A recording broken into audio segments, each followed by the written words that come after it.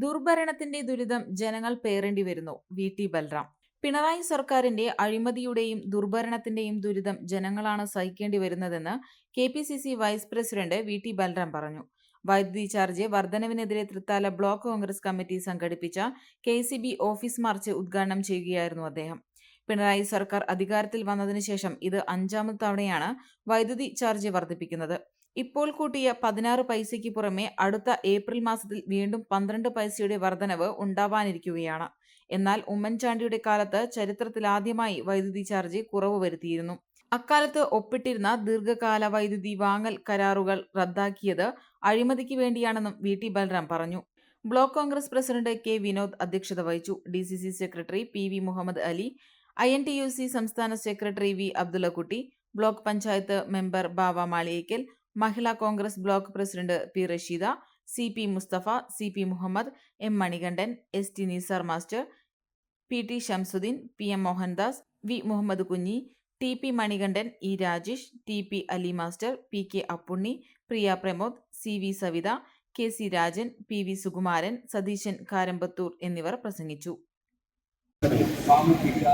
ഒറ്റയടിക്ക് 16 പൈസയാണ് ഒരു യൂണിറ്റിന് വൈദ്യുതി ചാർജ് വർദ്ധിപ്പിച്ചിരിക്കുന്നത്.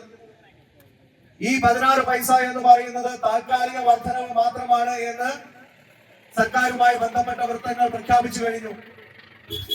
ഏപ്രിൽ മാസം 1-ാം തീയതി പുതിയ സാമ്പത്തിക വർഷം പിറക്കുമ്പോൾ വീണ്ടും ഒരു 12 പൈസയുടെ വർധനവ് ഇതിനോടകം തന്നെ നിലവിൽ വരികയാണ്. അങ്ങനെ 16ഉം 12ഉം 28 പൈസയുടെ ഒരു വർധനവ് ഈ ഒറ്റയടിക്ക് വൈദ്യുതി ചാർജ് ഇനത്തിൽ നടപ്പാക്കുമ്പോൾ അത് ഇവിടുത്തെ ഏറ്റവും സാധാരണക്കാരായിട്ടുള്ള ആളുകളെ പോലും ഗൗരവമായി ബാധിക്കുന്നുണ്ട് എന്നുള്ളത് കൊണ്ടാണ് ഈ നാട്ടിലെ സാധാരണക്കാരെ പ്രതിനിധീകരിച്ചുകൊണ്ട് ഇന്ത്യൻ നാഷണൽ കോൺഗ്രസ് പാർട്ടി ഇന്ന് ഇതൊരു രാഷ്ട്രീയ വിഷയമായി ഏറ്റെടുത്തുകൊണ്ട് ഇതുപോലെയുള്ള ജനകീയ പ്രതിഷേധ പരിപാടികൾ സംഘടിപ്പിക്കാൻ വേണ്ടി കടന്നു വരുന്നത്.